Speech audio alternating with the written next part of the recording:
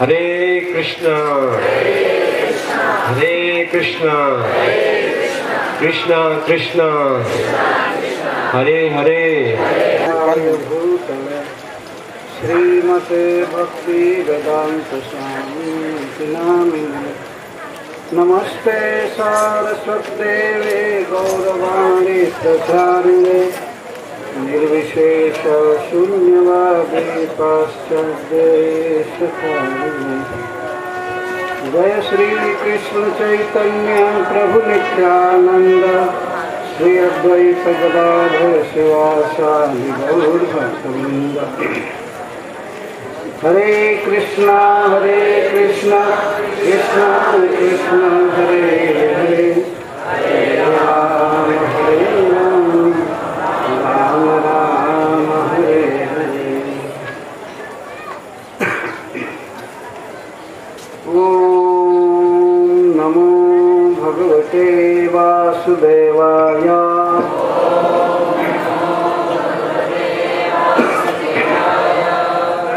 ओम नमो भगवते वासुदेवाय।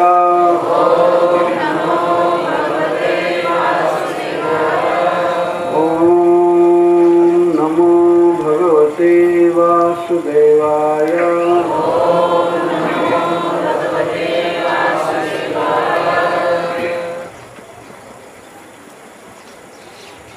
पृष्ठ 46 पर युगल प्रार्थना है। ये महावाणी से है हरिप्रिया जी की। जय राधे जय राधे राधे, जय राधे जय श्री राधे। जय राधे जय राधे राधे, जय राधे जय श्री राधे। जय राधे जय राधे राधे, जय राधे जय श्री राधे।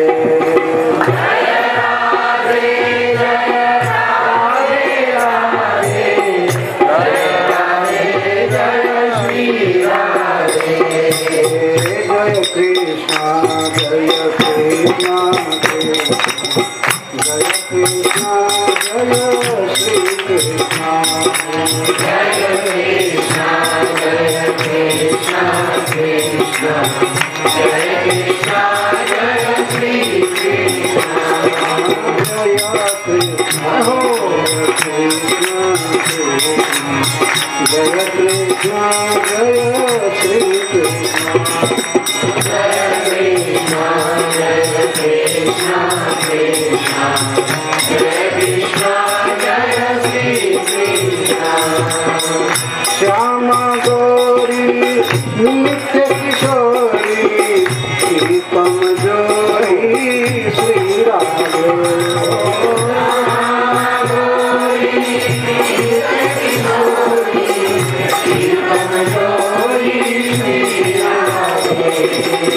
श्यामा गौरी नित्य किशोरी प्रीतम जोरी श्री राधे। श्यामा गौरी नित्य किशोरी प्रीतम जोरी श्री राधे। रसिक रंगीलो कैल सहीलो गुरुगर दीलो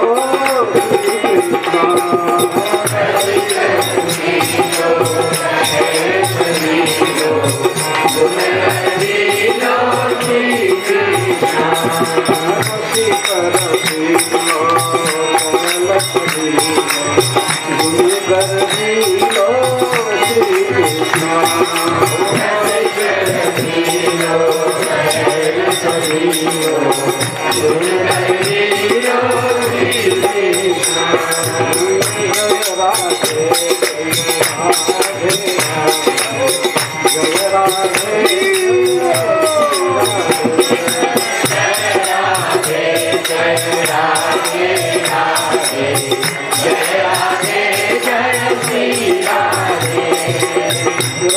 विहारिणी रस विसारिणी प्रिय गुणधारिणी श्री रास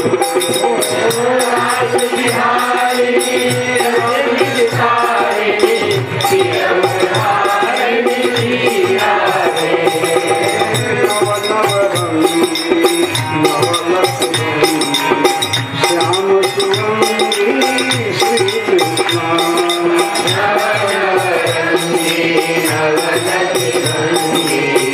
श्याम सुवंगी श्री कृष्ण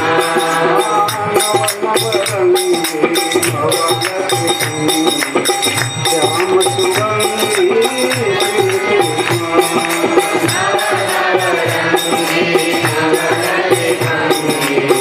श्याम सुवंगी श्री कृष्ण पान प्यारी रूप प्यारी अति सुकुमारी श्री राधे पान प्यारी रूप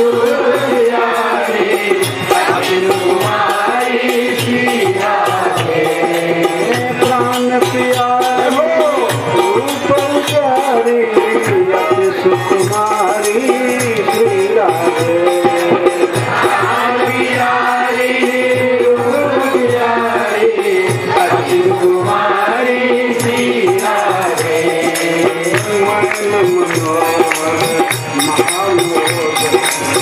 सुंदर बरतर श्री कृष्ण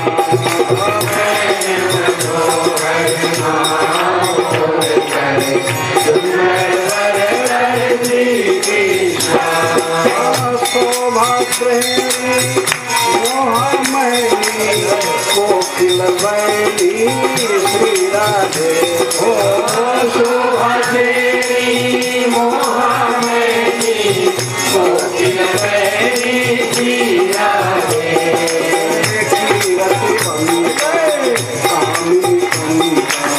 श्री भगवंता श्री कृष्ण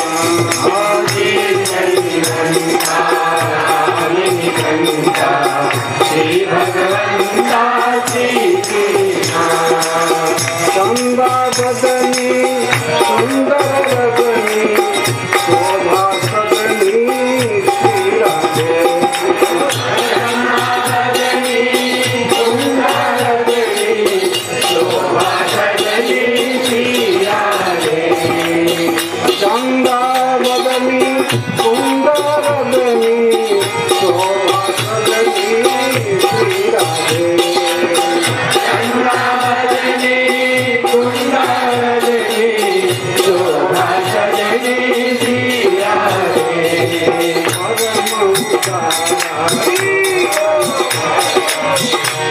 सुकुमारा श्री कृष्ण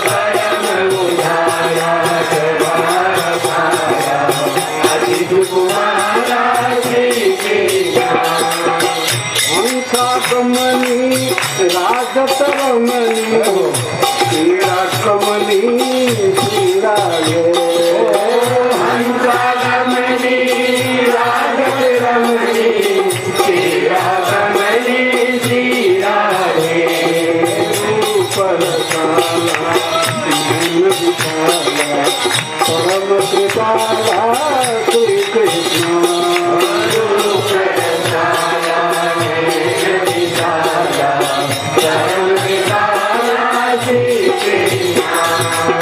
पंचम वेली रति रसवेली अति अलवेली श्री राधे पंचम वेली रति रसवेली अति अलवेली श्री राधे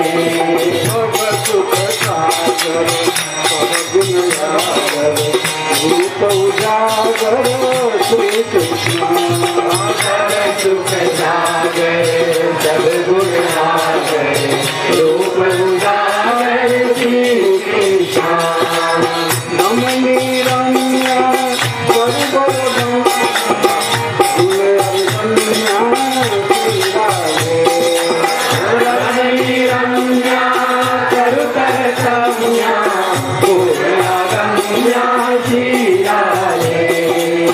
रमणी रम्या कर कम्या रम्या श्री राधे रमणी रम्या कर कम्या गोरा रम्या श्री राधे रामणी राधे श्री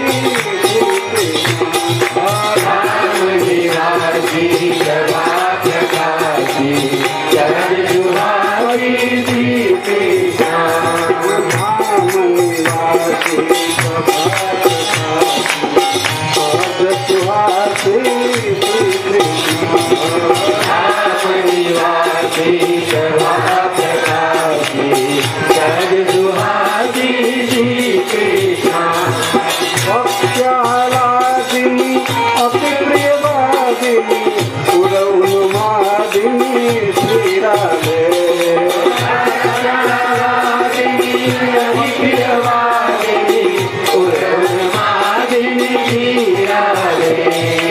अंग अंग सोना सहज भगत भावना श्री कृष्ण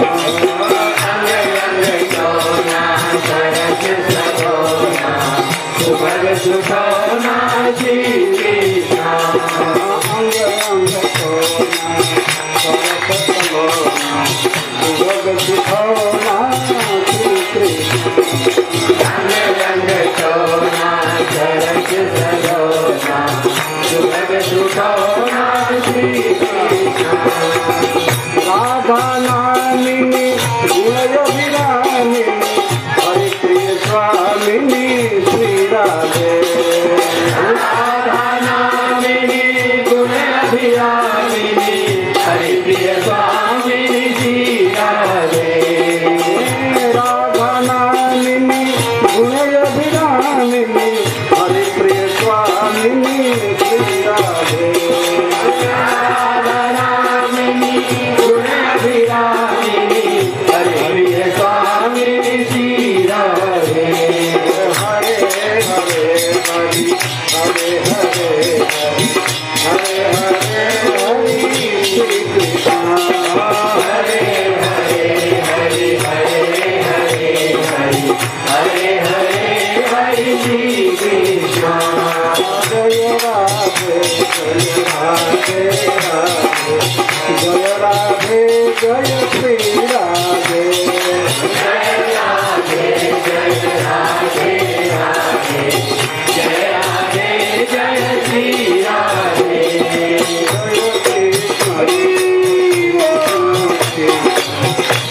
कृष्ण जय श्री कृष्ण जय कृष्ण जय कृष्ण कृष्ण जय कृष्ण जय श्री कृष्ण जय राधे जय राधे राधे जय राधे जय श्री राधे जय राधे जय राधे राधे जय राधे जय श्री राधे जय जय श्री राधे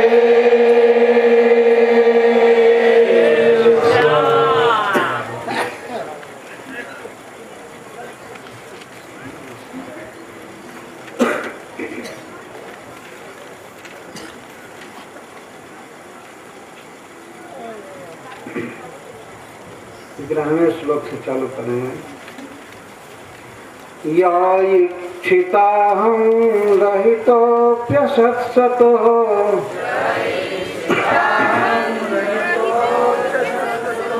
स्वतेजसा पास्तमोभिदाभ्रमः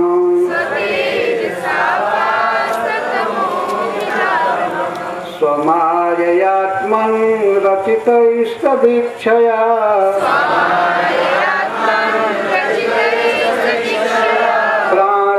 प्राणाक्षधीभिः सदने स्वभीयते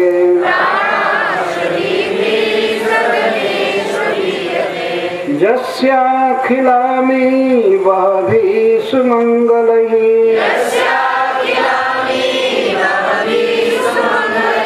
वाचो विमिश्रा गुणकर्म जन्मभिः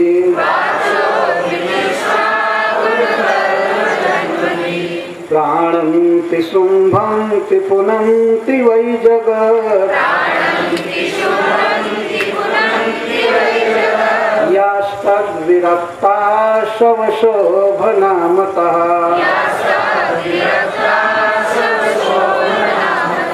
स चावतीर्णः किल सात्वतान्वये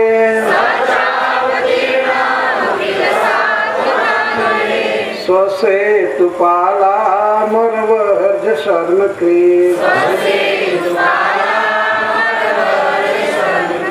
जशो वितन्वन् व्रजयास्तईश्वरो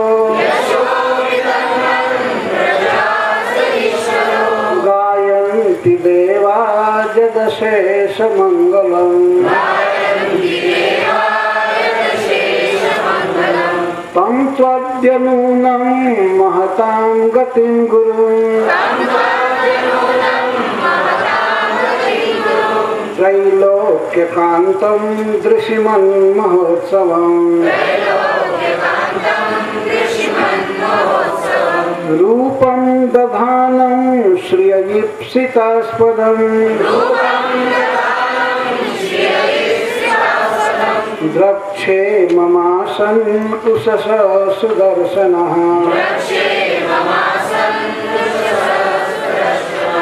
अथावरूढः सपदि शयोरथात्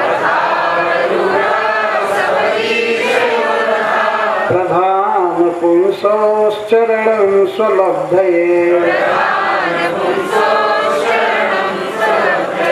धिया धृतं योगिभिरप्यहं ध्रुवम् नमस्याभ्यां च सखीन् वनौकसः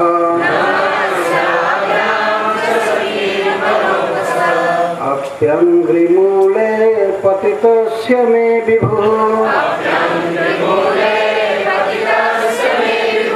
शिरस्य भास्यं निजहस्तपङ्कजम्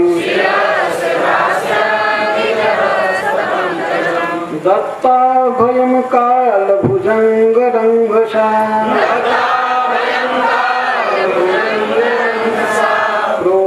प्रोद्वेजितानां शरणैषिणं नृणाम् समर्हणं यत्र निधाय कौशिकः तथा बलिश्चापजगत्त्रयन्लताम्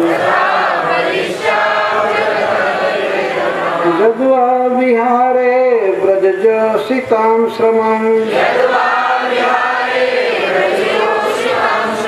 स्पर्शेन सौगन्धिकगन्ध्यपानुदत्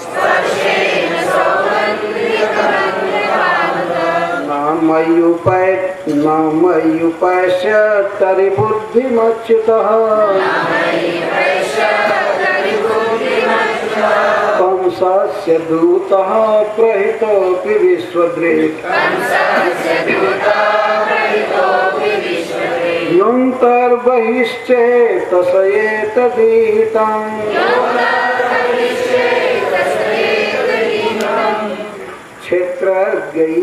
क्षेत्रज्ञैक्षत्यमलेन चक्षुषा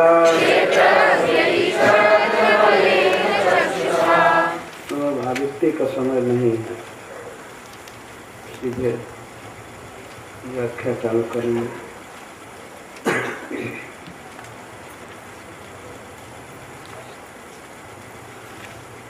श्री अक्रूर जी रथ पर बैठे बैठे मनोरथ कर रहे हैं।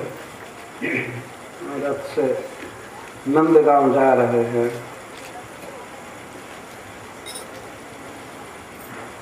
वे कहते हैं कि जो प्रभु पृथ्वी का भार दूर करने के लिए मनुष्य रूप प्रकट किए हैं अपना, ऐसे सौंदर्य के महासमुद्र भगवान का दर्शन करके आज मुझे आँखों का फल मिल जाएगा, इसमें कोई संदेह नहीं।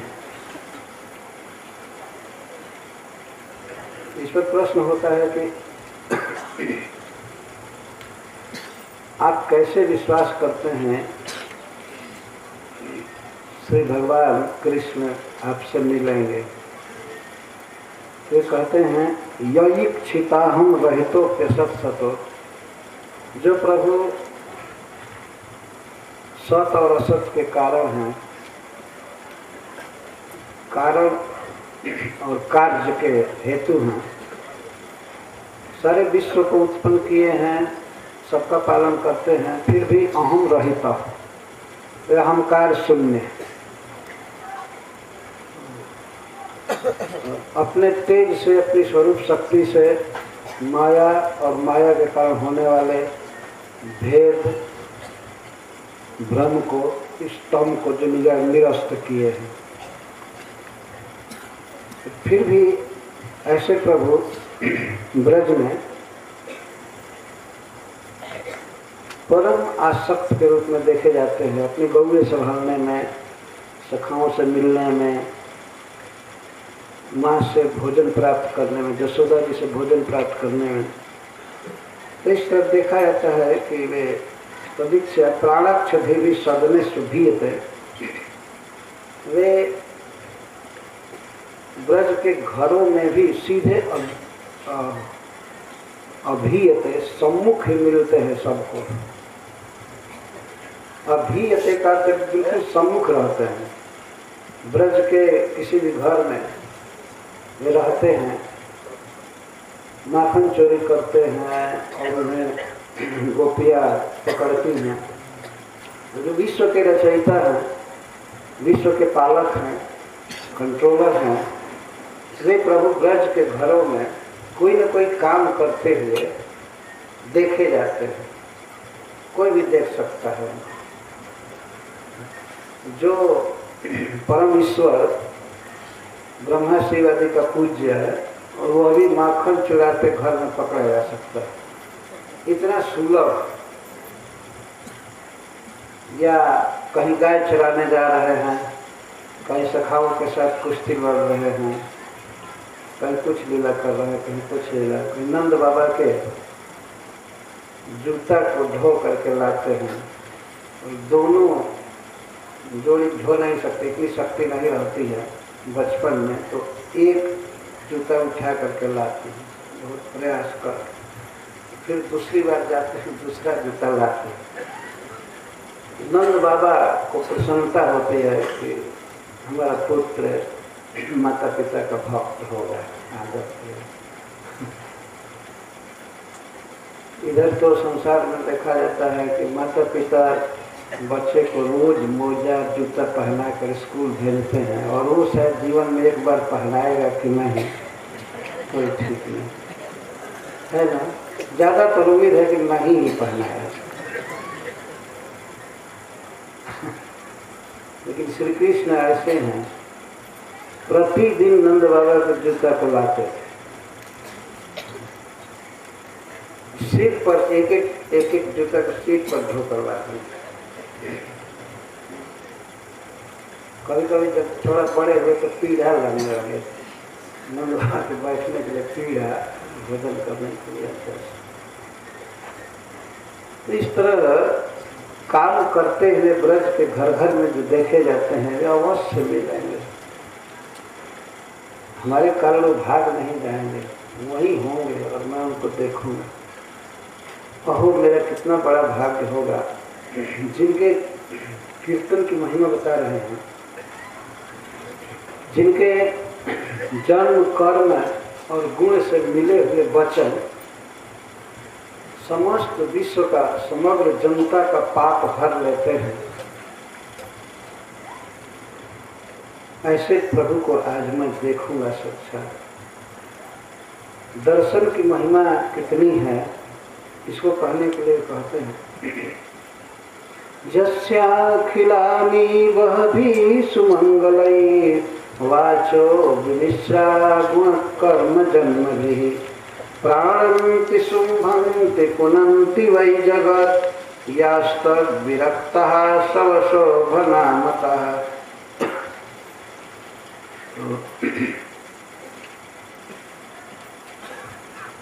जस्य गुणकर्म जन्म भी, जिनके गुण है, जैसे भक्तवत्सल शब्द, भक्तवत्सल ये गुण है भगवान, कृपा ये गुण है, कृष्ण कृपालु है, उनके कृपा का वर्णन करने में किसी शब्द का अगर यूज किया जाए, या कर्म जैसे यशोदा नंदन, देवकी नंदन इत्यादि, और कर्म जैसे गोवर्धनोद्धरण, काले दमन इत्यादि, भगवान के बहुत से गुण हैं, बहुत से कर्म हैं, और बहुत प्रकार से उन्होंने अवतार लिया है, जन्म लिया है अनेक बार। तो ऐसे भगवान के जन्म के विषय में, कर्म के विषय में या गुण के विषय में यदि कुछ शब्द बोले जाते हैं, वाचः, तो वे शब्द, वे वचन अखिल अमीव भी सब प्रकार के पापों का विनाश कर देते हैं। यदि भगवान का कीर्तन किया जाता है, उनके गुणों से युक्त, पूरा नहीं, केवल गुणों से थोड़ा संपर्क हो जाए, जैसे कोई व्यक्ति वचन बोल रहा है, बहुत फालतू भी वचन है उसमें, लेकिन अगर उसमें थोड़ा भी कृष्ण का गुण आ जाए और वह पद भले लोक भाषा में हो, लोक भाषा में तो लोग जो बात बोलते हैं, चाहे वह ब्रजभाषा में हो, मैथिली में हो, गुजराती में हो, मराठी में हो, तमिल में, कन्नड़ में, मलयालम में या भोजपुरी में, किसी इसको लोक भाषा कहते हैं। लोक में लोग जिसको बोलते हैं, उस भाषा में भी भगवान के गुण में से थोड़ा गुण भी मिला दिए तो वह वचन, वो भाषा जनता के सारे पाप तापों को नष्ट कर देता है, सुनने वाले का और बोलने वाले का। किसी भी तरह से भगवान के गुणों का यदि कीर्तन किया जाता है तो ऐसी वाणी, कथम कैसी वाणी, और यदि पूर्ण रूप से भगवान का ही जस उसमें हो, ये बहुत महत्वपूर्ण बात कही जाती है।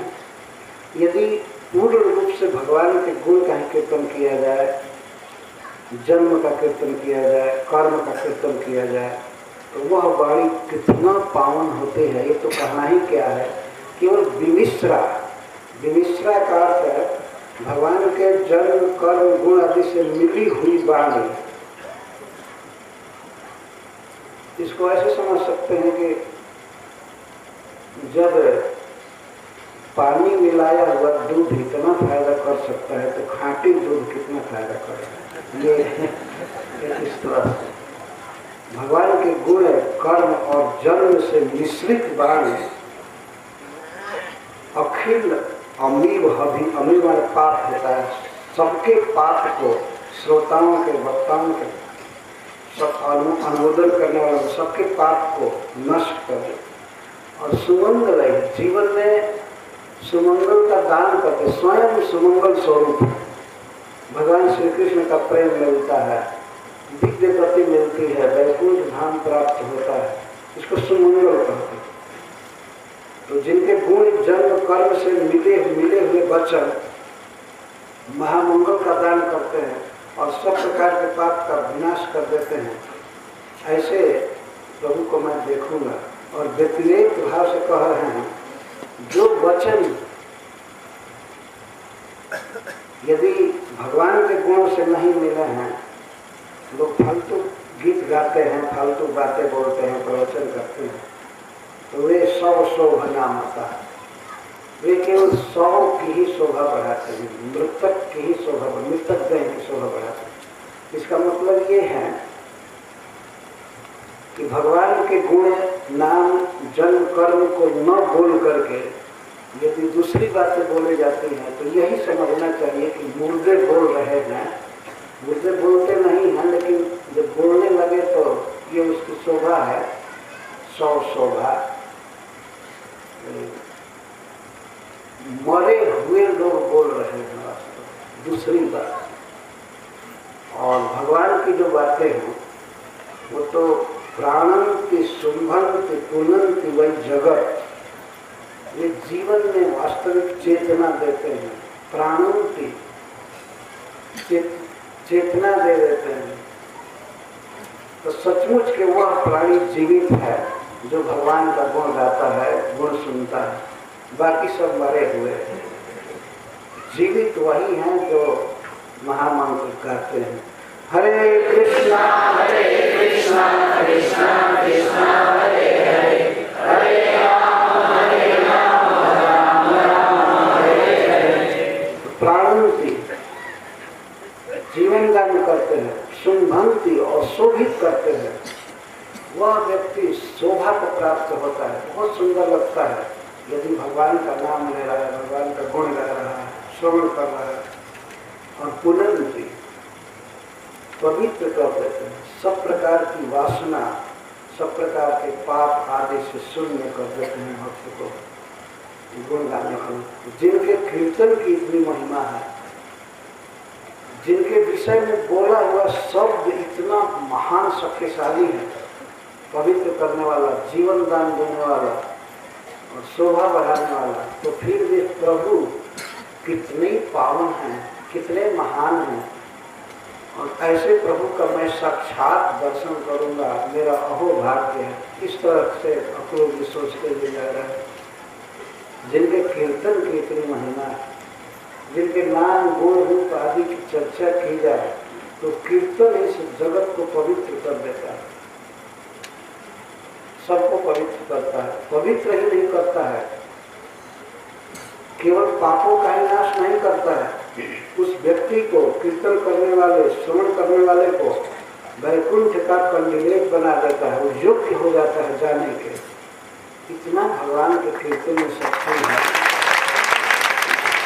इसको सुमंगलम कहा गया है, सुमंगल। पाप ताप अपराध आदि कर्म बंधन नष्ट कर देना अलग है, और उसके बाद जीव को परम गति दे देना, भगवान की नित्य सेवा में डाल देना है अलग है। तो जिनके गुण, जन्म, कर्म से सने हुए वचन में यह शक्ति है, तो ऐसे प्रभु का मैं दर्शन करूंगा, मैं कितना धन्य बनूंगा, कितना धन्य बनूंगा। और अहो वे प्रभु जिनके कीर्तन की इतनी महिमा है, वे इसी समय, इस समय ब्रज में आस्ते, ब्रज में है। सचावतीर्ण किल सात्वतान्वये स्वसेतुपाला वरवर्ज सन्मुखे। वे प्रभु इस समय अवतीर्ण हैं, अवतीर्ण हैं। कहाँ पर? इस कुल में सात्वत अन्वय जदुवंश में अवतीर्ण हुए हैं। बहुत निकट का संबंध अक्रूर जी बता रहे हैं। अक्रूर जी भी स्वयं सात्वत वंश में है और भगवान श्री कृष्ण भी सात्वत अन्वय में है। अन्वय माने वंश, सात्वत वंश में जन्म लिए। नंद बाबा भी सात्वत वंश में है और वसुदेव जी भी। किस लिए अवतार लिए हैं? स्वसेतु पाला मरवर्ज सर्वकृत, अपनी बनाई हुई वेद मर्यादा की रक्षा, देवताओं का कल्याण करने के लिए। भगवान के द्वारा बनाए हुए जो नियम है, वेद शास्त्र है, इनकी रक्षा देवता लोग करते हैं। और देवताओं में भी जो सर्वश्रेष्ठ हैं श्री ब्रह्मा जी, तो श्री ब्रह्मा जी की प्रार्थना से अपने द्वारा बनाए हुए वेद मर्यादा की रक्षा के लिए जो अवतार लिए हैं, जो देवताओं का कल्याण करते हैं, अपने यश का विस्तार करते हुए वे प्रभु ब्रज एवं आस्ते, ओहो कितना निकट है। अभी वो नंद गांव में विद्यमान है। श्री मथुरा जी से चल करके अक्रूर जी सोच रहे हैं, जसो की तरुण ब्रज आस्त ईश्वर, ब्रजे आस्त ब्रज में है। इतना दूर से अप्राकृत वैकुंठ धाम से गोलोक से अवतरित हुए हैं और अवतरित होकर के इस पृथ्वी पर बहुत निकट ब्रज में है। ईश्वर गायन्ति देवा जदशेष मंगलम, देवतागण जिनके अशेष मंगल जस का गान करते हैं। ये अशेष मंगलम जस का विशेषण है। भगवान का जस, भगवान की कीर्ति अशेष मंगल का दान करती है, अर्थात सर्व सुमंगल देता है जस। तो उनके जस का गान करते हैं देवतागण। देवता लोग रोज स्वर्ग से आते हैं और वृंदावन भगवान का जस गाते ही रहते हैं और अपने धाम में भी अपनी स्त्रियों के साथ, बच्चों के साथ गाते रहते हैं। गायन की देवा जदशेष मंगलम, कितना महान जस है। देवतागण सदा भगवान की कीर्ति से लुप्त होकर के गाते रहते हैं। हरे कृष्णा कृष्णा कृष्णा हरे हरे, हरे राम राम हरे हरे। तो श्री कृष्ण का कीर्तन करना यह वास्तव में देवता का कार्य है। जो लोग कीर्तन करते हैं, जो कथा श्रवण करते हैं, वास्तव में वे देवता है, उनमें देवत्व है, देवता का कुछ गुण है, तब वे कर पाते। गायन देवा जगशेष मंगल, अशेष मंगल होता है भगवान के जस से। जस से मंगल होता है तो कीर्तन से और श्रवण से, दो तरह से भगवान के जस से लाभ लिया जा सकता है। तो वे प्रभु यहाँ ब्रज में अवतीर्ण है। अहो ब्रज भूमि की भी अब महिमा है।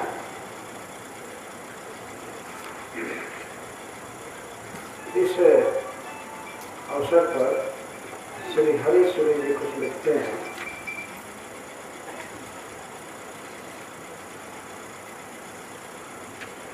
जस्य श्लोक पर लिखते हैं, जन्लीलायित जन्म कर्म गुणभृत वाग्लोक, जन्लीलायित जन्म कर्म गुणभृत वाग्लोक सिद्धात्यहो निःसीमं शुभमाश्रितैव तन्ते तं त्वद्य साक्षादहं द्रक्ष्यामि यत्र पदं भुजे निज शिरो धास्यन् वचो गोचरम् लप्स्याम अच्युत देह संगज सुखम शिष्टम किनिष्टम ततः। अक्रूर जी सोचते हैं जिनके लीलायित जन्म कर्म गुण से युक्त वचन वाणी सुनने मात्र से निःसीमं शुभम तमुते, आश्रिता एवं केवल सुनने मात्र से निःसीम असीम शुभ का विस्तार करती है वाणी।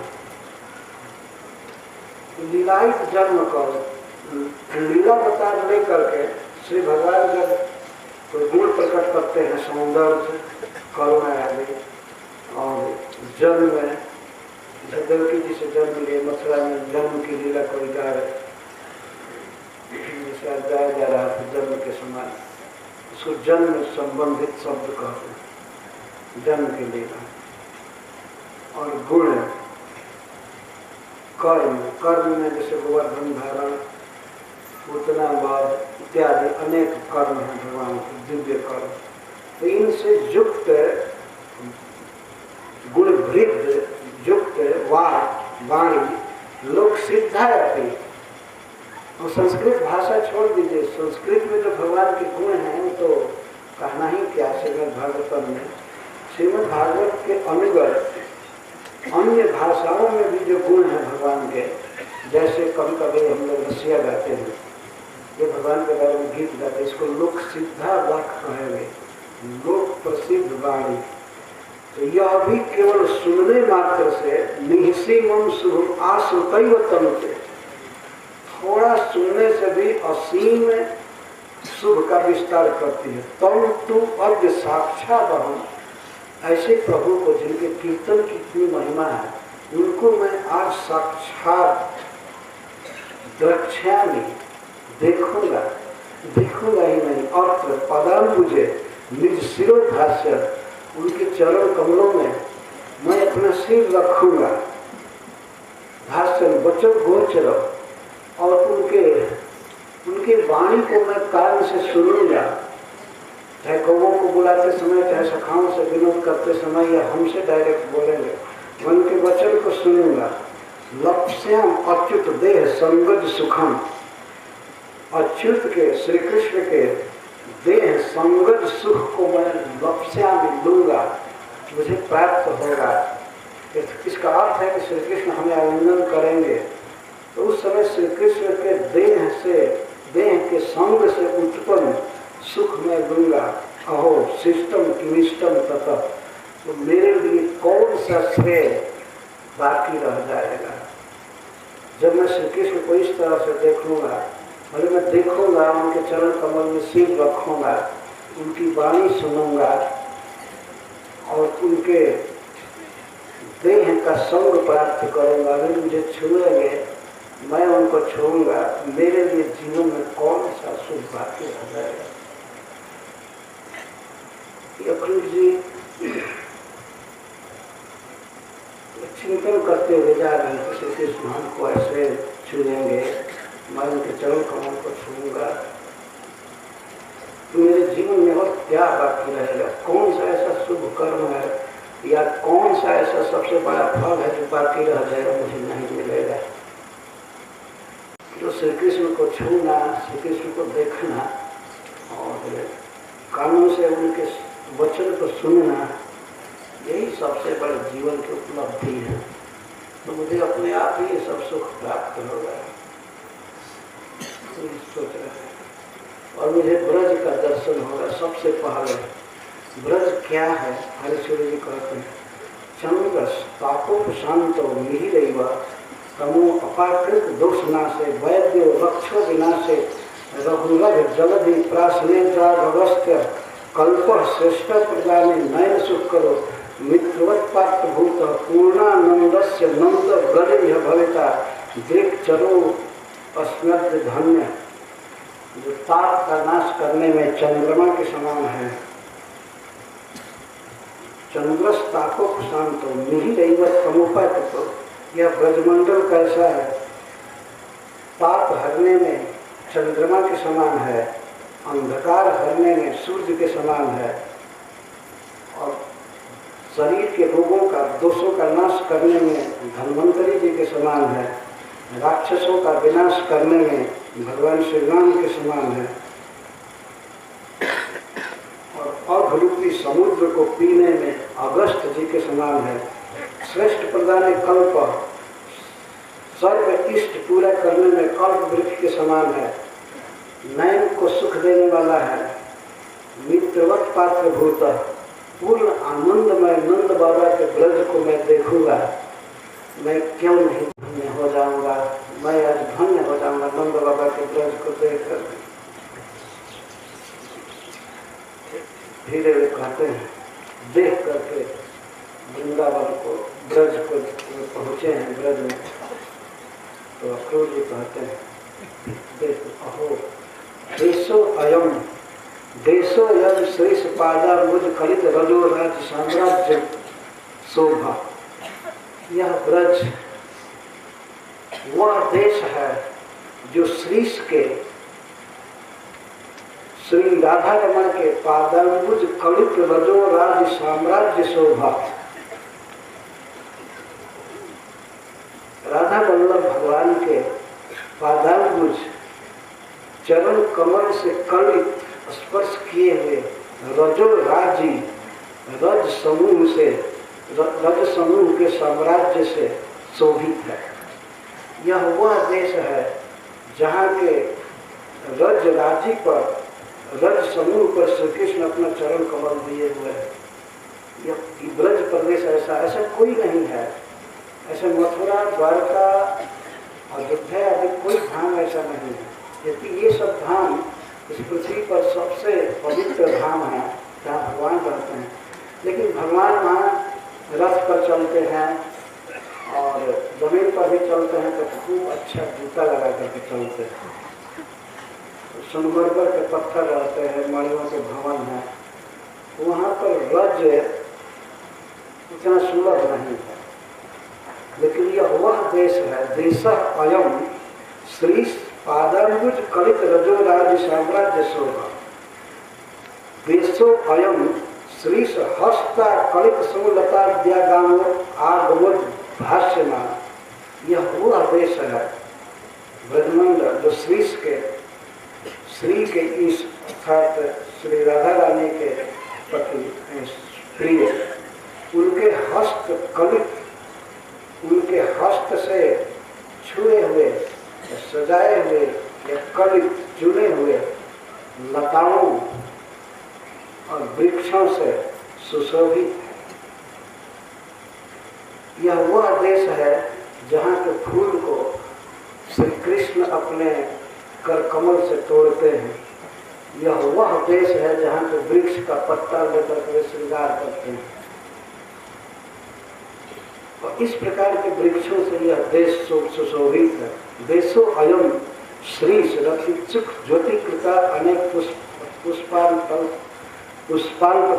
यह वह देश है जहाँ के कुंजों में अनेक ब्रजांगना युवतियों के द्वारा पुष्प की सज्जाएं बिछाई रहती हैं, सुगंधित पुष्पों की सज्जाएं बिछाई रहती हैं, इस आशा से कि श्री कृष्ण इस पर आकर के आराम करेंगे।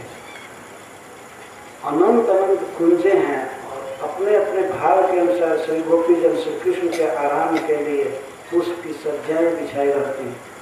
देशो अयम श्रीष केली श्रित श्रित चिकता लम कृतम सब विभाति। यह वह देश है जहाँ पर श्रीष के केली के लिए उपयुक्त अर्थात जिस पर रमण करते हैं, रमण रहती।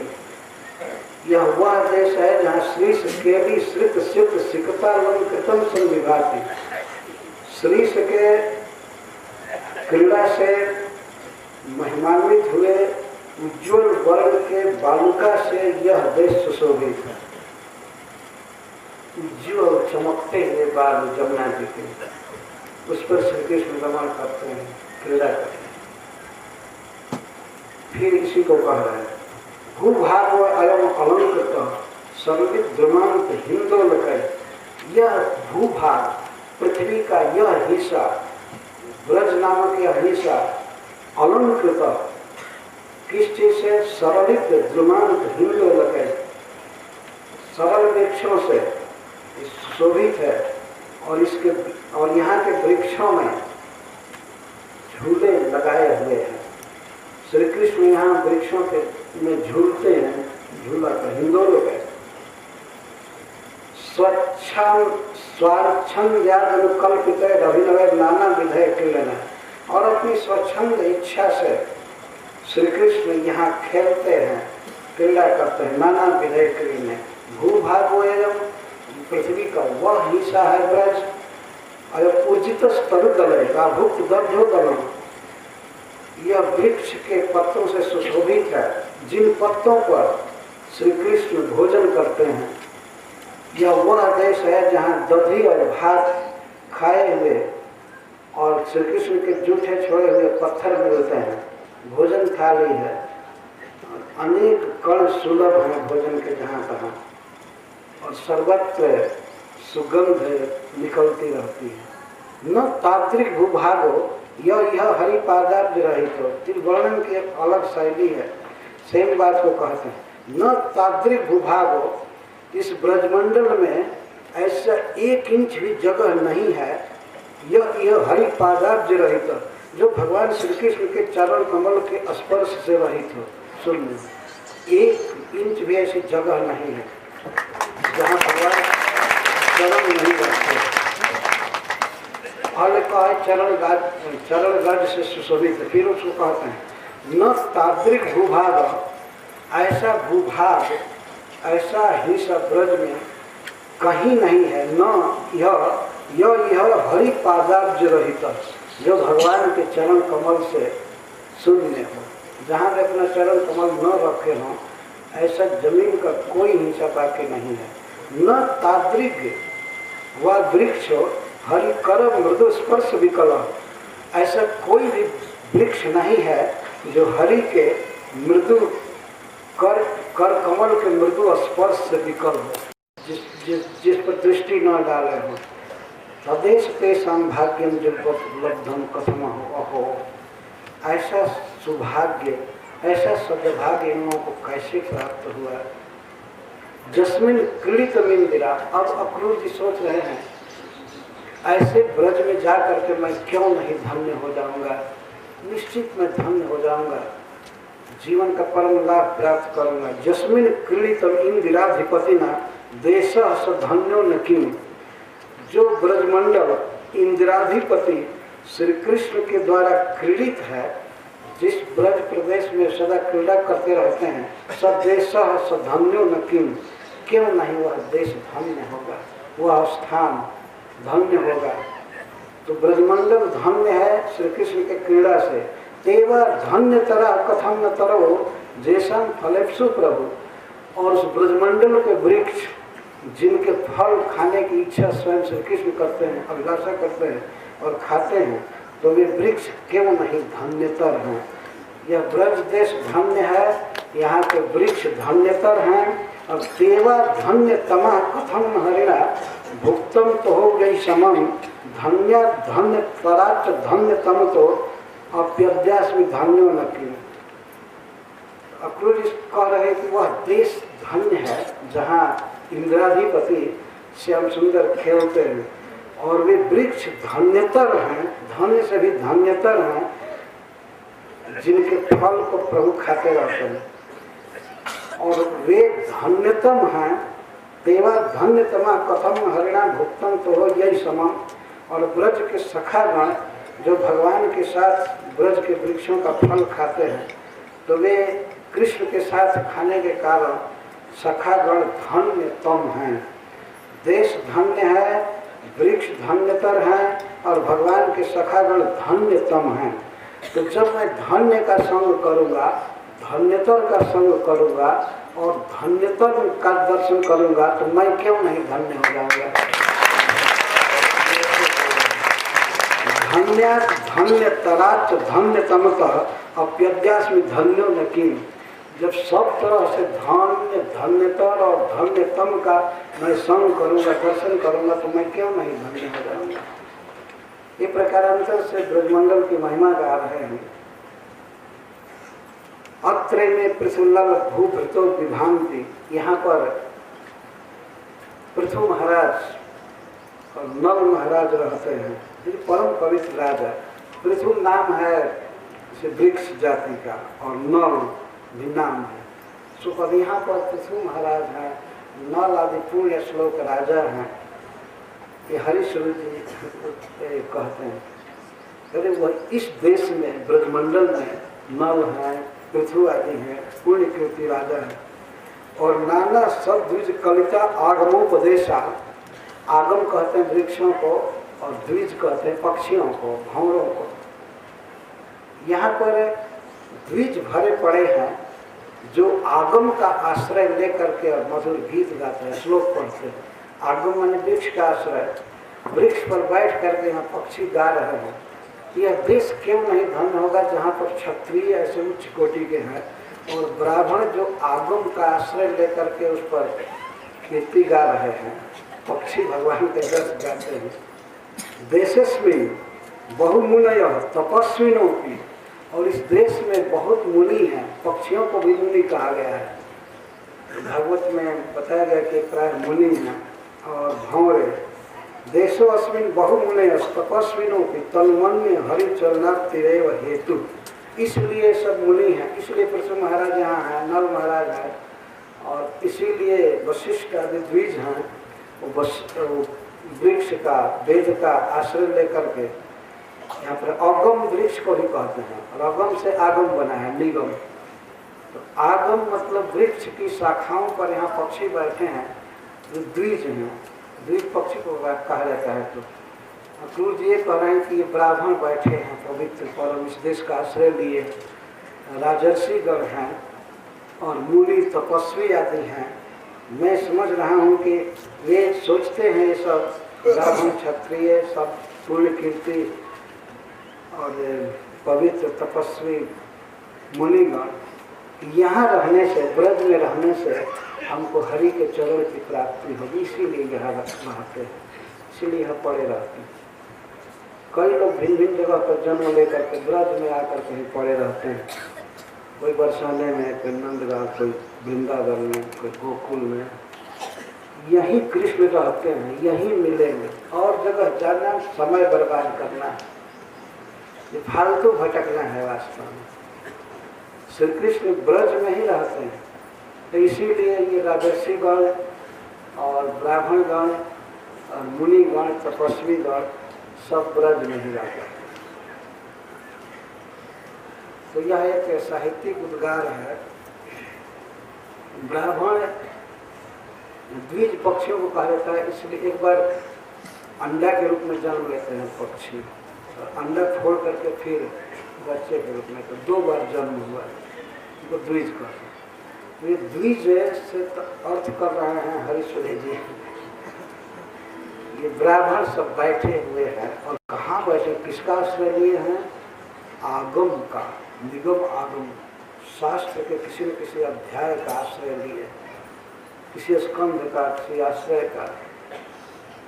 ब्राह्मण शोभा इसी में है ना, जो वेद पढ़ें, भागवत पढ़ें, गीता पढ़ें, उसको पढ़ें। ये सब ब्राह्मण सब वेद का आश्रय लिए हैं, और मुनि तपस्वी तपस्या में रहते हैं। मुनि वृक्षों को भी कहा जाता है, पक्षियों को भी कहा जाता है, बोलते नहीं है, तपस्वी है। बोलते जो न बोले वो मुनि है। भगवान चैतन्य महाप्रभु अर्थ करते हैं, जो बोलना न जाने, बिल्कुल न बोले वो मुनि है। मुनि जो कार्य करता है उसके कार्य को मौन कहते हैं। मुनि के कार्य को मौन कर्म कहा जाता है। मुनि से मौन शब्द बना है। तो जो मौन रहे, बोले ना, बेचारा वेद शास्त्र पढ़ना नहीं जानता, वेद शास्त्र क्या कुछ भी नहीं बोल सकता, वो सब मुनि है। चैतन्य महाप्रभु आत्मा रामाष्टमनयो इस श्लोक की व्याख्या में मुनि शब्द के सब अर्थ किए। कोई भी कृष्ण की भक्ति कर सकता है। वृंदावन के वृक्ष लता भक्ति करते हैं, कृष्ण को फूल देते हैं, फल देते हैं, प्रणाम करते हैं। धन्यस्ते किल के किनो जित घनाम पश्चात विरैसिन तनु। धन्य है यहाँ के मयूर ब्रजमंडल के, जो ऐसिन तनु, ईश्वर के तन को, श्री कृष्ण के तन को, जो जित घना, जो घन को जीतने वाली है, वो तन, वो शरीर, बादल की शोभा को भी फीका करने वाला भगवान का स्वरूप है। बादल जयरा लक्ष्य न लाश कर्मणि निजे अनध्याय काला क्वचित। श्री कृष्ण को देख करके मयूर जब नाचते हैं तो उनके नाचने का कभी विराम नहीं होता है। श्री कृष्ण को देख करके नाचते हैं, और श्री कृष्ण अपने घर में भी चले जाए फिर भी वे नाचते ही रहते हैं, नाचते ही रहते हैं। उनके नृत्य में अनध्याय काल कभी नहीं होता है। अध्याय काल और अनध्याय काल, अनध्याय काल का अर्थ है जब ब्राह्मण वेद पढ़ना छोड़ देते हैं, उसको अनध्याय काल कहते हैं। तो अनध्याय काल का अर्थ है निरंतर, निरंतर ये नाचते रहते हैं। मयूर नाचते रहते हैं श्री कृष्ण के सामने शरीर को देख करके। और धन्यस्ते की चकोर काष्ठ पिबताम तद्वक्त चंद्र द्युतिम। और यहाँ ब्रजमंडल के चकोर धन्य हैं जो श्री कृष्ण के मुख चंद्र की द्युति को पीते रहते हैं। जैसा मृदय मागता हृदय मना राका मयो भेद दी। चाहे राका हो, चाहे रात्रि हो, राका का अर्थ है चाहे अमावस्या की रात हो या पूर्णिमा हो, इनके लिए एक समान है, क्योंकि कृष्ण चंद्र यहाँ हमेशा उद्देश्य रहते हैं। चकोर अब ये चिंता नहीं करते चंद्रमा उगेगा नहीं रुकेगा, सब दृष्टि हटा करके कृष्ण चंद्र को देख रहे। यहाँ के चकोर धन्य।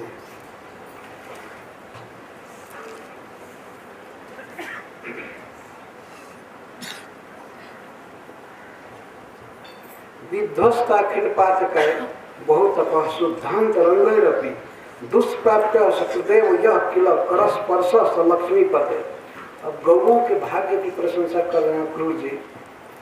विध्वस्ताखिल पातक, जिनका अखिल पातक विध्वस्त हो चुका है, परम शुद्ध जो हो चुके हैं, बहुत तपः शुद्धांत रंगैरपि, बहुत तपस्या करके जिनका अंतरंग शुद्ध हो गया है, कोई वासना नहीं है, शुद्ध है, उनको भी लक्ष्मीपति के श्री कृष्ण के कर का स्पर्श दुर्लभ है।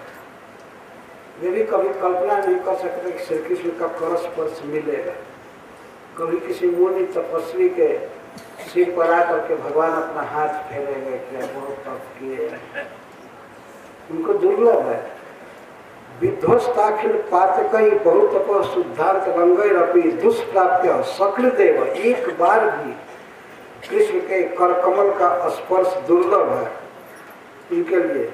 लेकिन कर स्पर्श लक्ष्मी पते जत पृष्ठो दर कम धरम प्रतिपदम प्रत्यंग में वाप्यते गोभी तद विधि वर्ण में विधिरपि स्याद्वा समर्थ पचित। वही श्री कृष्ण का कर कमल गौओं के पीठ पर, उदर में और कंधा में बारंबार प्रत्यंग मेवाप्यते, सभी अंगों पर, चरण में, कंधर पर, पीठ पर वो गौओं को कर स्पर्श मिलता रहता है, भगवान सहलाते रहते हैं। तो उन गौओं के भाग्य की वर्णन करने में क्या विधि भी समर्थ हो सकता है? क्या ब्रह्मा जी भी समर्थ हो सकते हैं? गौओं का ये भाग्य है जिस ब्रज में जो भगवान का कर कमल दुर्लभ है ऋषि मुनियों के लिए, शुद्धांत रंग और विध्वस्त पातकों के लिए भी वो दुर्लभ है, और वही कर कमल गौओं के लिए सुलभ है। भगवान उनके पीठ पर सहलाते हैं, कंधे पर सहलाते हैं, हमेशा प्रत्यंग पर भगवान अपना कर कमल रखते हैं। और वो गोभी तद विधि वर्ण में विधिरपि स्याद्वा समर्थ क्वचित, विधि का भाग्य होता है। उनके भाग्य का वर्णन करने में, विधि का वर्णन करने में क्या विधि भी समर्थ हो सकता है? विधि ब्रह्मा जी को कहते हैं, नहीं, कोई समर्थ नहीं। जन्नाभिर्भव पद्म भूरपि तपः सिद्धो जस्य प्रभो, ब्रह्मा जी से तुलना करते हैं और ब्रज के सखाओं का।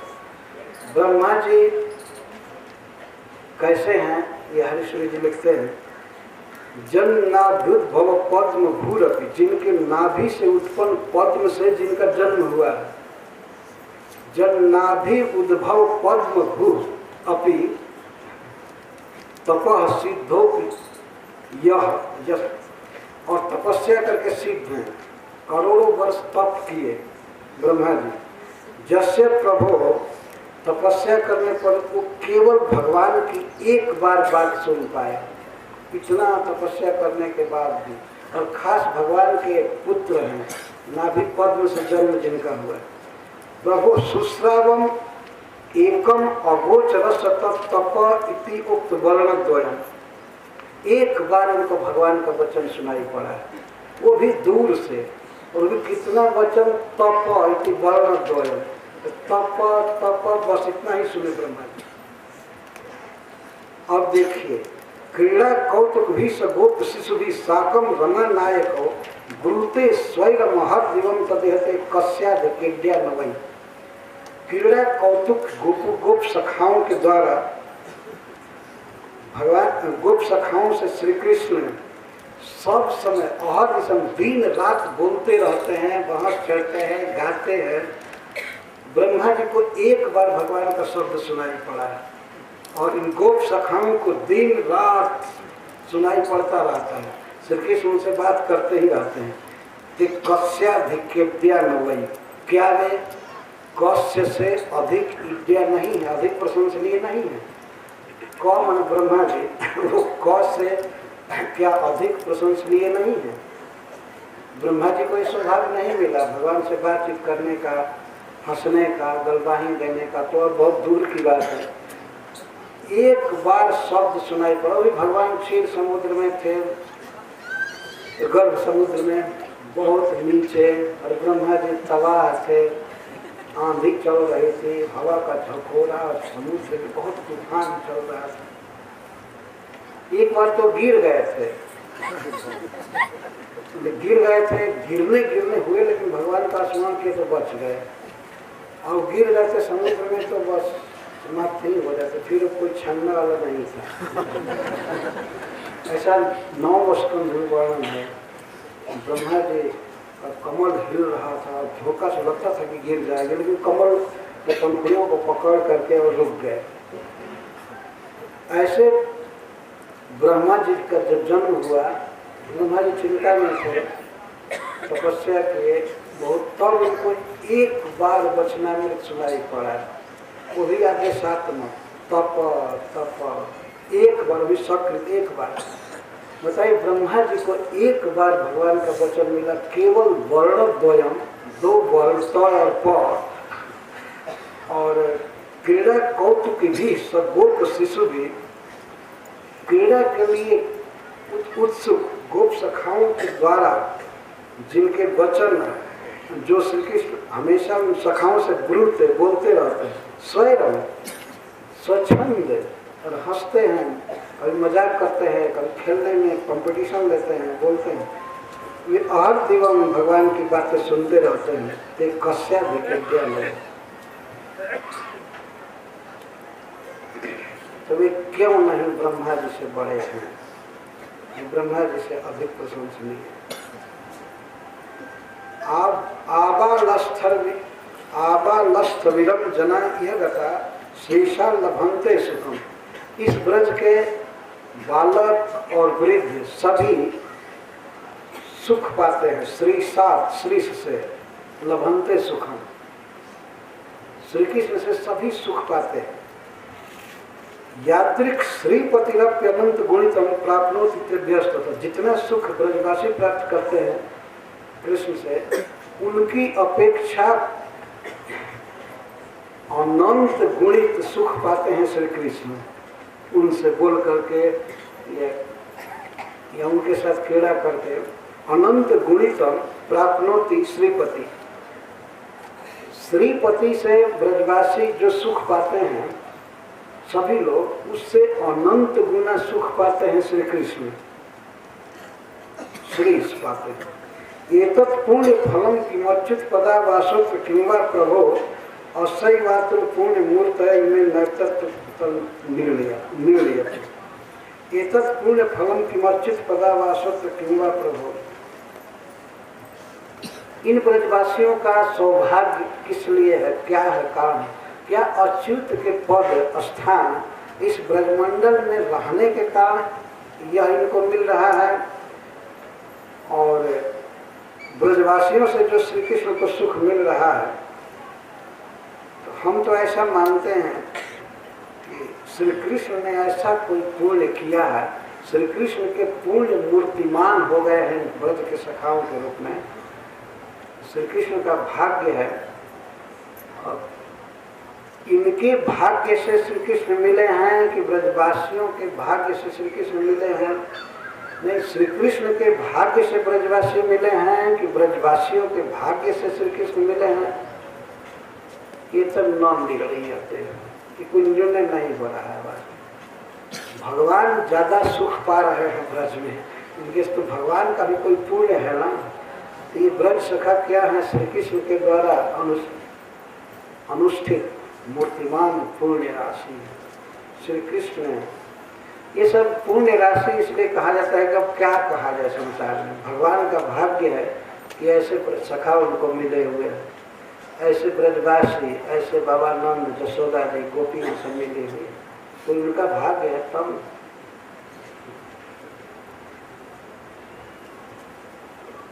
उनके अपने भाग्य से श्री कृष्ण मिले हैं कि श्री कृष्ण भाग्य से वे मिले हैं। ये तो तुलना निर्णय नहीं है। कुंठो अष्ट श्रुति रपि अनष्ट मतिर अष्ट दशावलोकने सत्तत्वार्थ विवेचने तो चतुराम नायेश जत्रा जनी कर्तुम तद ब्रजवासी भाग्य गणना सीमा समीहेत यह स्वस्फीत शिरोवधूनन कृते वंध्या सुतम वांछतु। जिनके भाग्य का वर्णन करने में, ब्रजवासियों का भाग्य वर्णन करने में अष्ट श्रुति भी कुंठ हो गया। अष्ट श्रुति ब्रह्मा जी के 8 कान हैं, 4 सिर है तो 2 चौके 8। अष्ट श्रुति ब्रह्मा जी को पढ़ती। 8 श्रुतियाँ, प्रधान जो श्रुतियाँ हैं वो कुंठित होती हैं ब्रजवासियों का भाग्य वर्णन करने में। तो कुंठो अष्ट श्रुति अपि अनष्टमति। अनष्टमति जिनकी मति बहुत विकसित है, परम विद्वान श्री ब्रह्मा जी, ये अनष्टमति अष्ट श्रुति भी कुंठ हो जाते हैं जिनके भाग्य के वर्णन करने में। अब अष्टादशावलोकन में, 8-10 के अवलोकन में जिनकी मति अनष्ट है, 8-10 विद्या, 18 विद्या है शास्त्रों का सिद्धांत। सप्तत्वार्थ विवेचन और 6 शास्त्र का विवेचन करने में, चतुरान्यायेषु जत्राजलि और 4 वेदों का तत्व जानने में, उसका अध्ययन करने में वास्तव में ब्रह्मा जी अनष्टमति है, सब कुछ में परम प्रवीण है। और अष्ट श्रुति है, 8 कान से सुने हैं। इसका एक अभी अर्थ है, 8 कान से सुने हैं, वेद पढ़े हैं, शास्त्र पढ़े हैं, सब कुछ पढ़ाए हैं, पढ़े ही नहीं। कर्तुम तब ब्रजवासी भाग्य गणना सीमा से नहीं होती।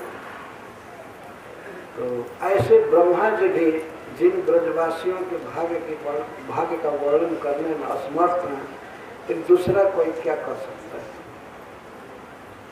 कस्मात् दिशो वशीभूत कस्मात् तैर्वा वशीकृत इतने विवेकतार उभव तव्य नेतर। कस्मात् दिशो वशीभूत, क्यों श्री कृष्ण इन ब्रजवासियों के वश में हो गए, या ये ब्रजवासियों के वश में हो गए। कृष्ण के वश में ये कैसे हो गए और ब्रजवासियों के वश में प्रेम के अधीन कैसे कृष्ण हैं।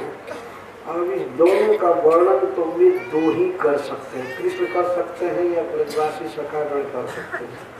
यही जानते हैं कृष्ण कैसे उनके वश में है और कृष्ण के वश में वे कैसे हैं।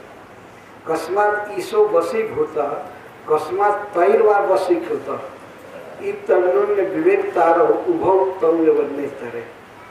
वही दोनों जानते हैं क्यों कृष्ण के वश में सखा हैं, सखाओं के वश में श्री कृष्ण हैं या किसी भी ब्रजवासी। ये तो इनकी विवेचना करने वाले तो वही दोनों हैं, कृष्ण और ब्रजवासी। नेतरे नई तरह दूसरे नहीं समझ सकते।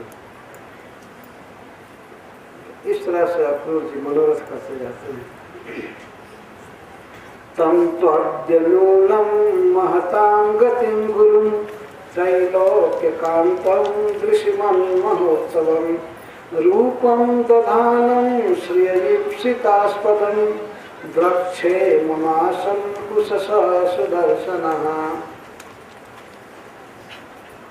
तू अद्य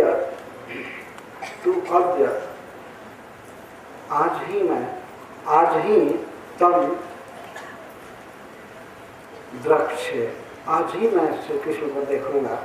ऊपर से इसका अन्वय मिला, जिनके गुण कर्म और जन्म से मिश्रित वचन जनता के सब प्रकार के पाप को हर लेते हैं और परम मंगल का दान करते हैं। जो प्रभु इस ब्रज में अवतार लिए हैं और जिनके जश का देवता लोग गान करते रहते हैं, उन प्रभु को, श्री कृष्ण को, श्री भगवान को आज मैं देखूंगा। आज विश्वास हो गया उनको कि मुझे दर्शन होगा। निश्चित नूनम द्रक्ष्य, नूनम निश्चितम दर्शन, द्रक्ष्य द्रक्ष्यामि देखूंगा। कथम भूतम,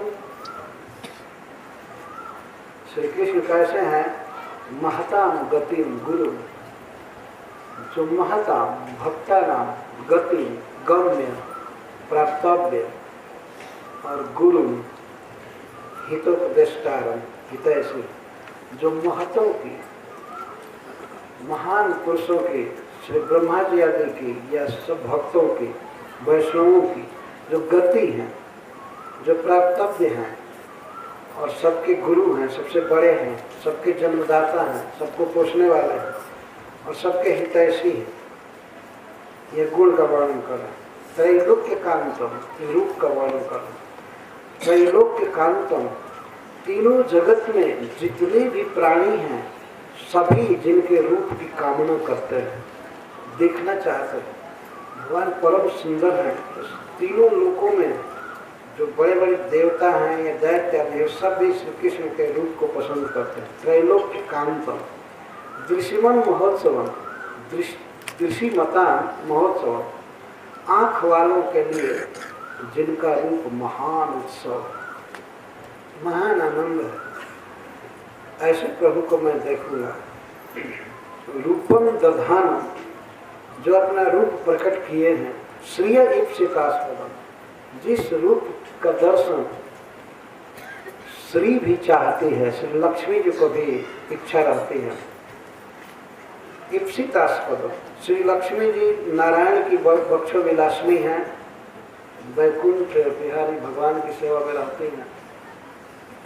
वैकुंठनाथ वास्तव में श्रीनाथ ही हैं, इनमें कोई भेद नहीं है। वृंदावन ब्रज बिहारी श्याम सुंदर और वैकुंठ बिहारी लक्ष्मीपति श्री भगवान में कोई भेद नहीं है। एक ही प्रभु अपने को दो रूप में व्यक्त किए हैं, एक ही। इसे दो आइडेंटिटी नहीं समझ लेना चाहिए, दो रूप नहीं समझना चाहिए, भूल करके एक ही है। फिर भी जो दोनों एक हैं, अतः श्री जी लक्ष्मी जी चाहती हैं कि श्री कृष्ण की प्रिय हम बने, जैसे गोपी जन बनी।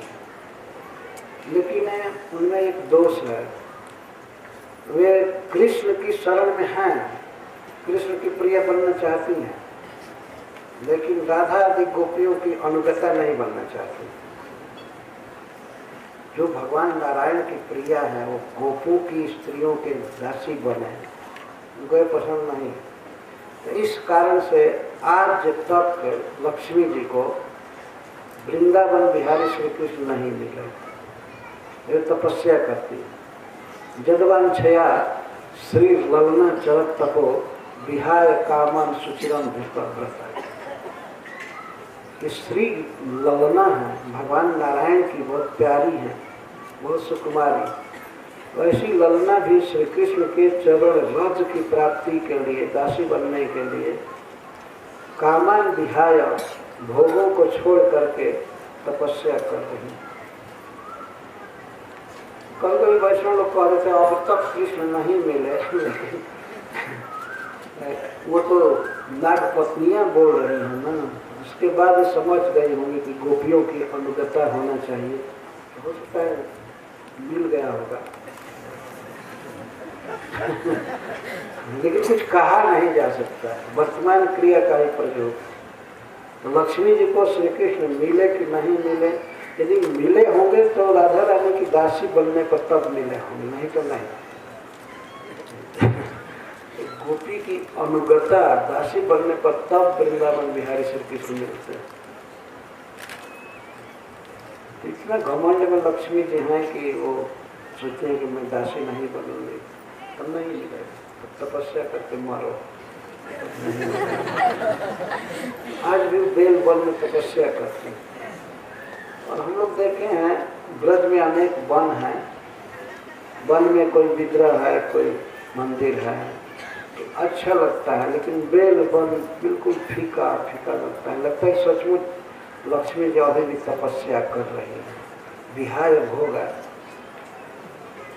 उनको भोग भी ठीक से नहीं लगता। जब भोग छोड़ ही चुकी है तो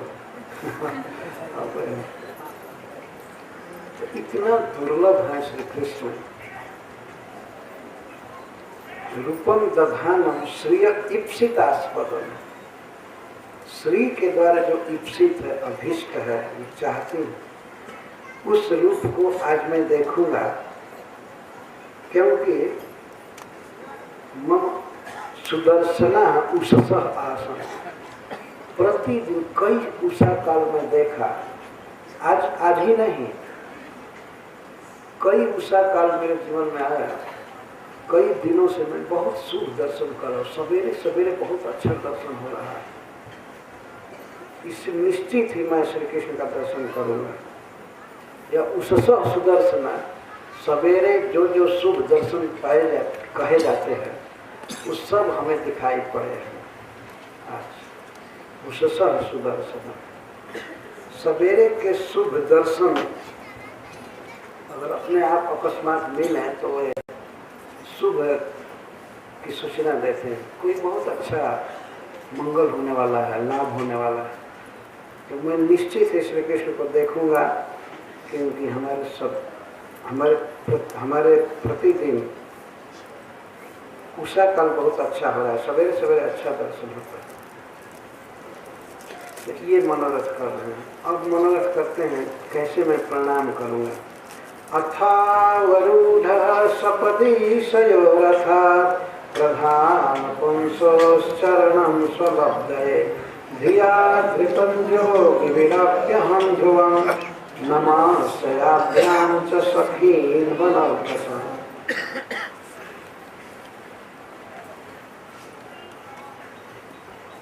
स्वलब्धे श्री कृष्ण प्राप्ति के लिए या अपने स्वरूप पार्षदत्व की प्राप्ति के लिए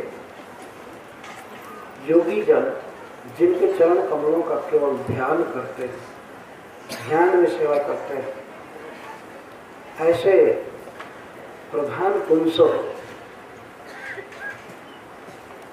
सबसे श्रेष्ठ पुरुष श्री कृष्ण और बलराम के चरणों में मैं प्रणाम करूंगा और उनके वनवासी सखाओं के चरणों में प्रणाम करूंगा। अथावरूढ़,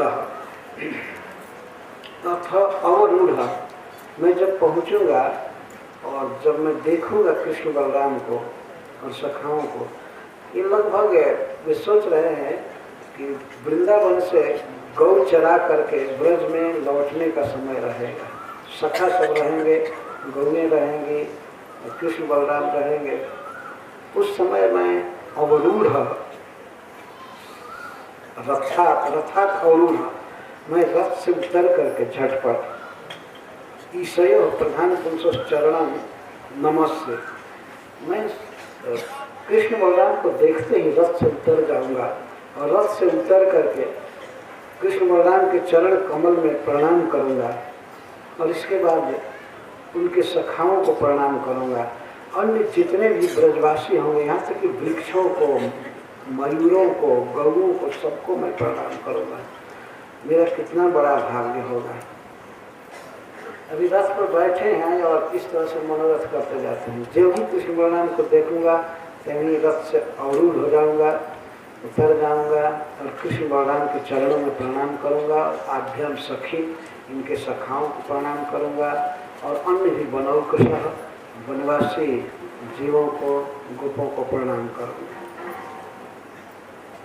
अच्छा, ये मनोरथ कर प्रणाम करूंगा। जब मैं श्री कृष्ण के चरण कमल में प्रणाम करूंगा तब वे प्रभु हमारे सिर पर अपना हस्त पंकज रखेंगे।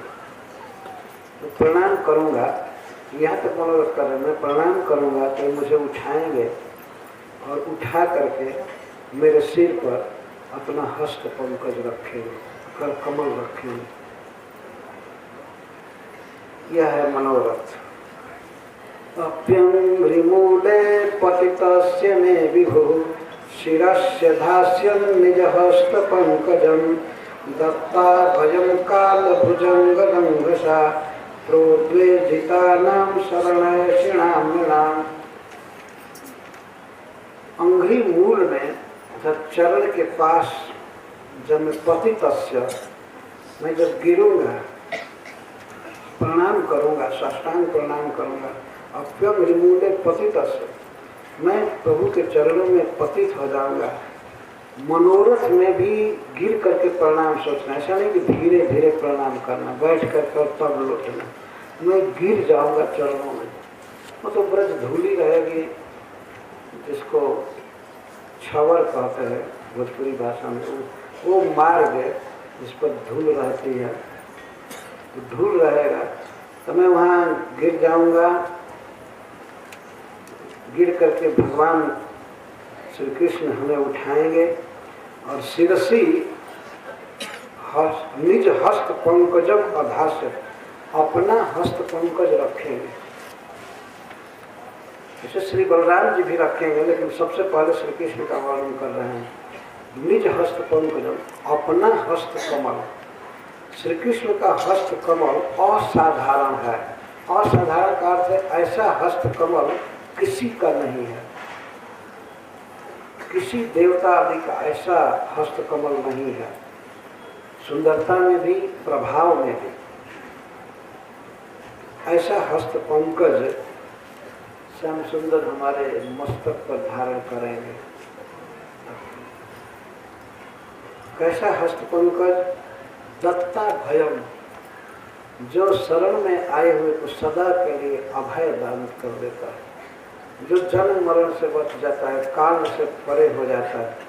भगवान के कर कमल की एक छाया का प्रभाव है, जो उसकी शरण लेता है तो अभय प्राप्त करता है। किससे? काल भुजंग रंग सा, काल रूपी अजगर के वेग से, जन्म मरण आदि से मुक्त हो जाता है।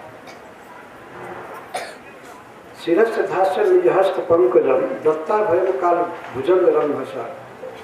किनको अभय दान देता है? जो काल भुजंग के वेग से, प्रोद्वेजिता नाम, जो डरे हुए हैं काल से, मृत्यु से, इस अनित्य जीवन से उबे हुए हैं, वे जिनकी शरण लेते हैं, जिनकी शरण लेते हैं, भगवान कृष्ण की शरण लेते हैं, ऐसे शरण लेने वाले निर्णाम जीवों को अभय दान देते हैं।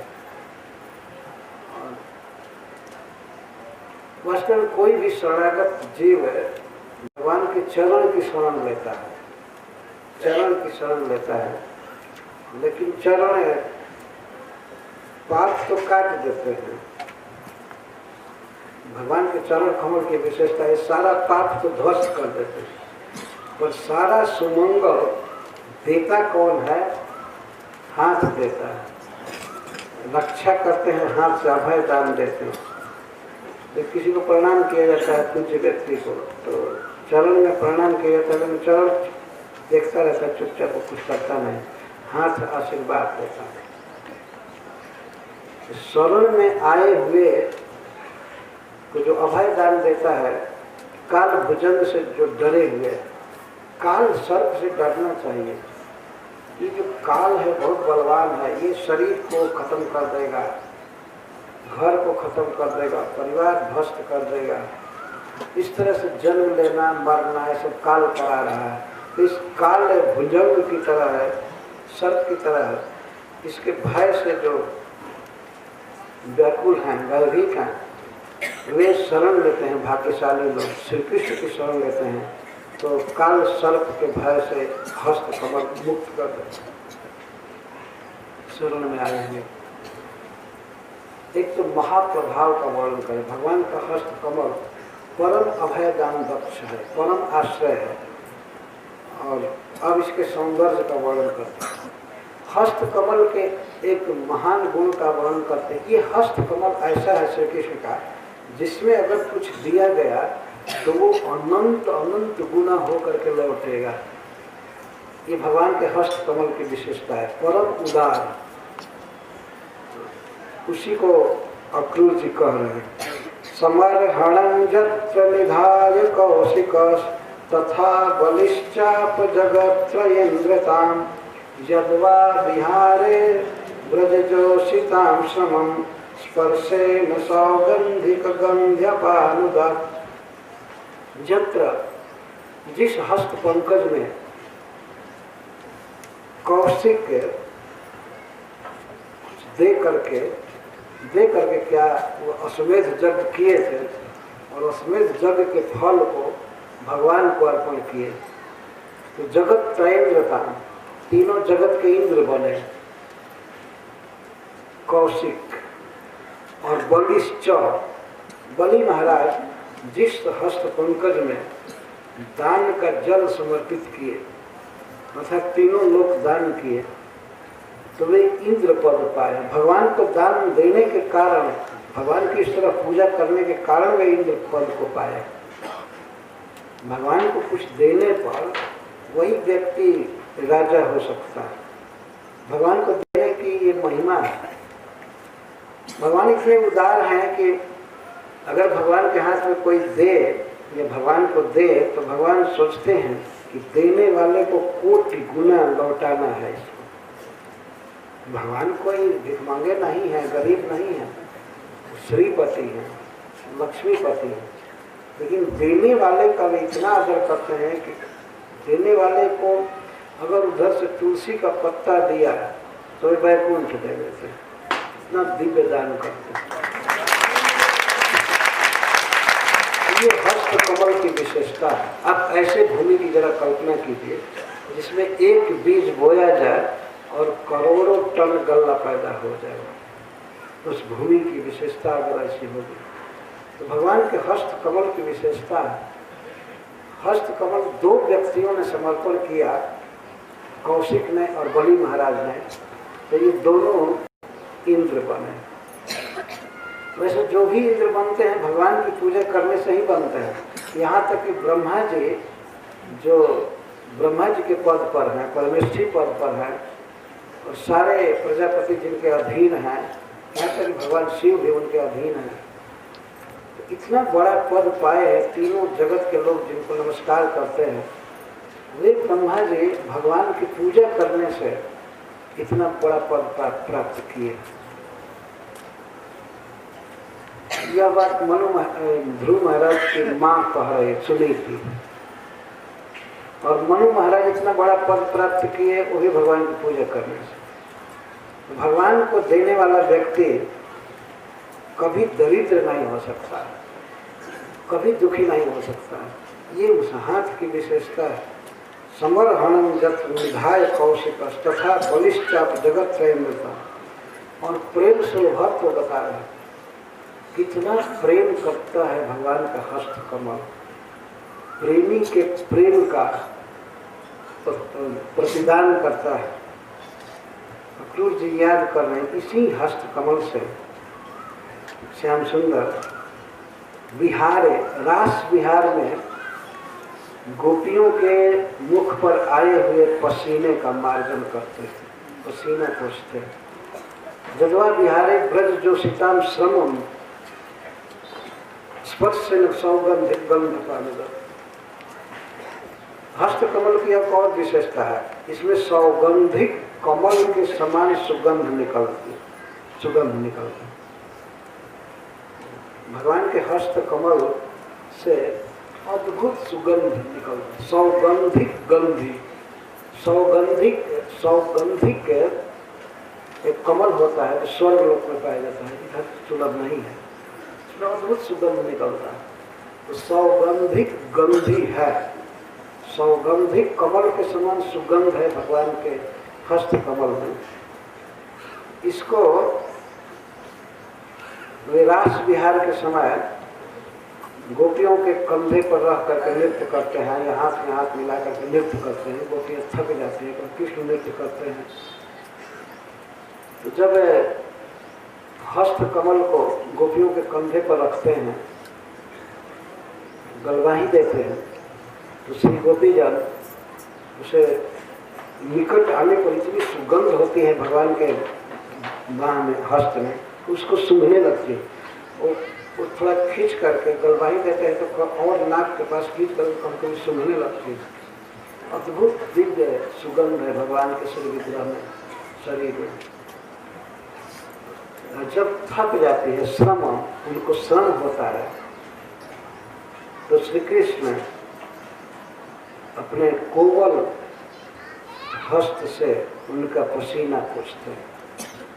प्रत्येक गोपी के पास एक एक कृष्ण रहते ही हैं, उनको कोई खास परिश्रम नहीं आ पाता है कुछ नहीं, बस इस तरह से अपनी क्रियाओं से प्रेम करते हैं और अपने हस्त कमल से छूते हैं श्री गोपीजनों का मुख तो पसीना पोंछते हैं। पसीना पोंछवाना तो एक बहाना होता है गोपियों का, ऐसे मुख करते हैं जिसे हस्त कमल का स्पर्श हुआ।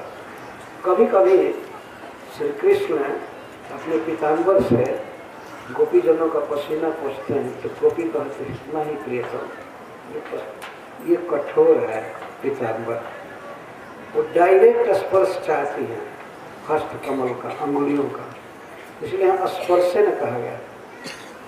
उनका परिश्रम केवल श्री कृष्ण के हस्त कमल का स्पर्श होते ही दूर हो जाता है, सारी थकावट मिट जाती है। इस भाव से भी कि प्रियतम इतना हमसे प्रेम करते हैं।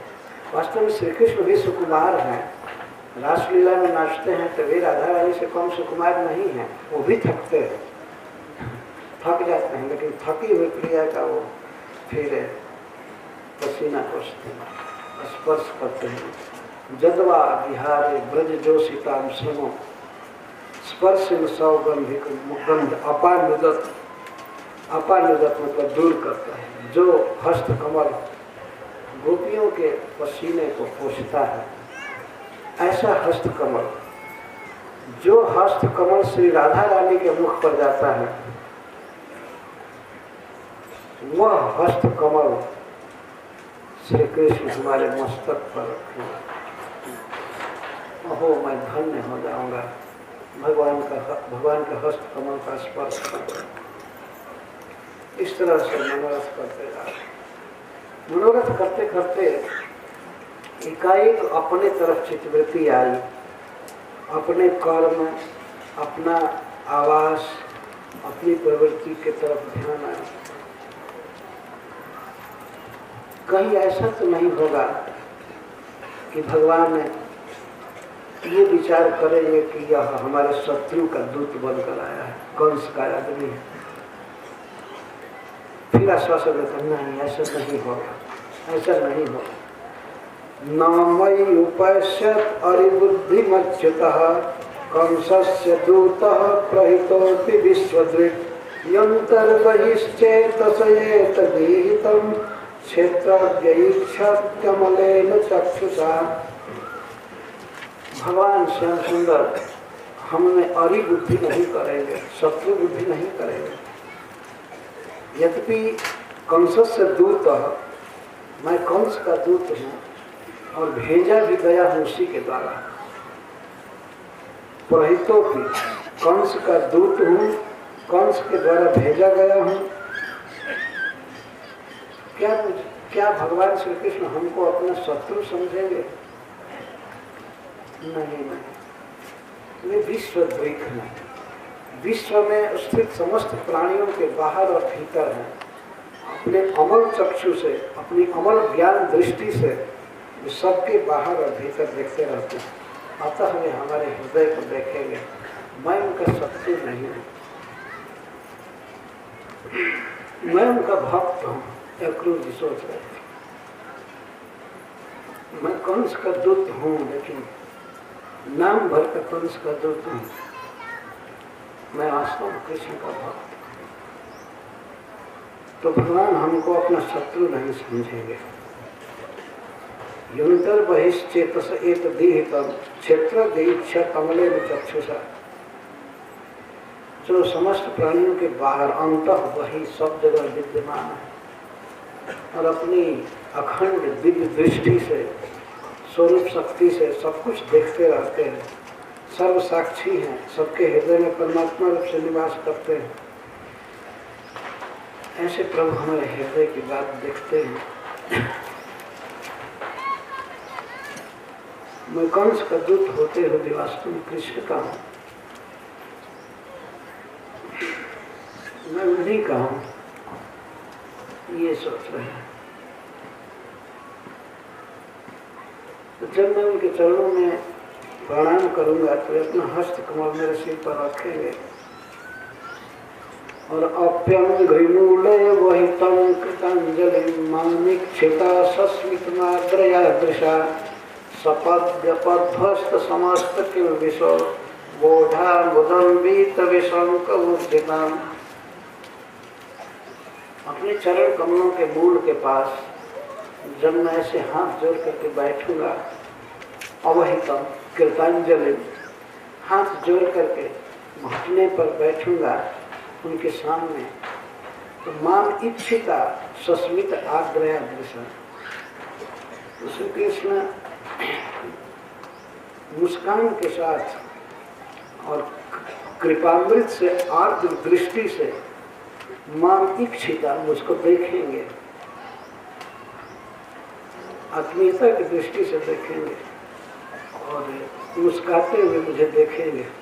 उस समय मेरे सारे पाप ध्वस्त हो जाएंगे। भगवान की दृष्टि पड़ते ही सपद अपद ध्वस्त समस्त किलबिश, मेरे जीवन के सारे पाप, कंस की सेवा आदि का जो पाप लगा है वो सारा ध्वस्त हो जाएगा और मैं उस समय ऊर्जिता मुदम ओढ़ा, मैं परम दीक्षित आनंद प्राप्त करूंगा, परमानंद प्राप्त करूंगा और वीत विशंका, उस तरह मेरी शंका मिट जाएगी।